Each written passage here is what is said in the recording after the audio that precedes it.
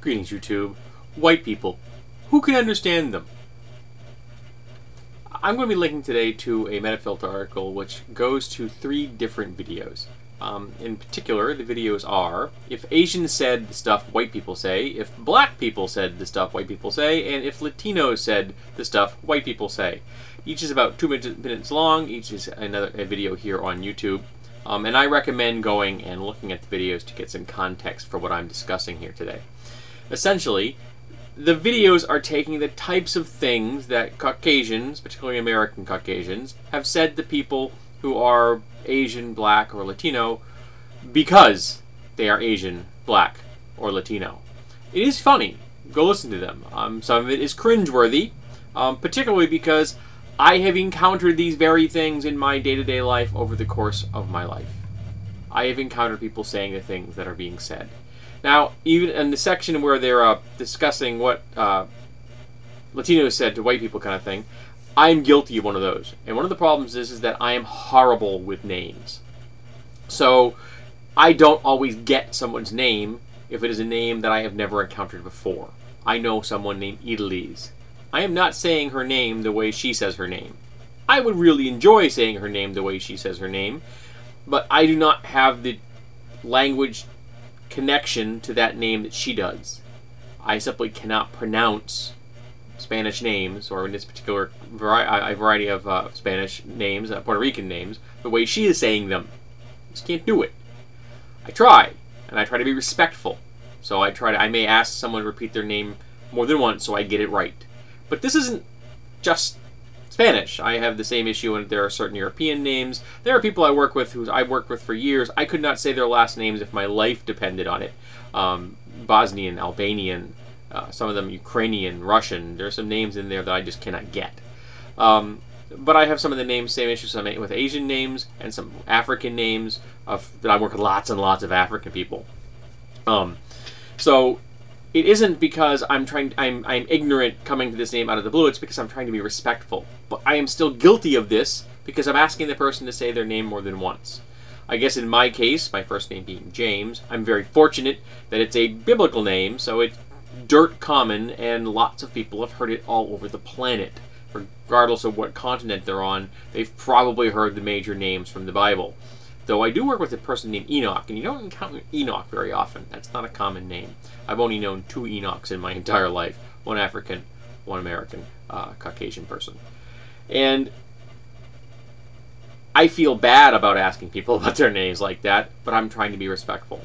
And part of it is that I just suck at names. I'm better with numbers when it comes to remembering things. But these things I have heard in my life. I've heard people say these viciously racist, casually offensive things and think nothing of it. The person saying these statements or asking these questions seems to be utterly oblivious to how deeply offensive and stereotyping and bigoted what they're saying is. And that is the worst part. I think that is worse than the casual bigotry of the statement or question itself. The utter obliviousness of it. That they are not being viciously bigoted. They are not being racists. They're not doing this intentionally. They're not Klan members. They're doing it because they just don't understand. They don't understand that they are imposing their worldview upon another person, and they are making huge assumptions about entire continents out from this planet. And the fact that Africa is one country to many Americans, and Asia is one country to many Americans, and South America is one country to many Americans. It's just these generic places where other people come from. Honduras and Uruguay and Nigeria and Sudan and Somalia, and Albania and Bosnia and Serbia. These are all imaginary places for many Americans. They're just parts of this larger thing that Americans just glom together. And I'm not the greatest at geography, but even I know that these are distinct countries in their own right. Though I gotta tell you, I probably couldn't find Montenegro on a map if I had to. But I've heard these things on a daily basis sometimes.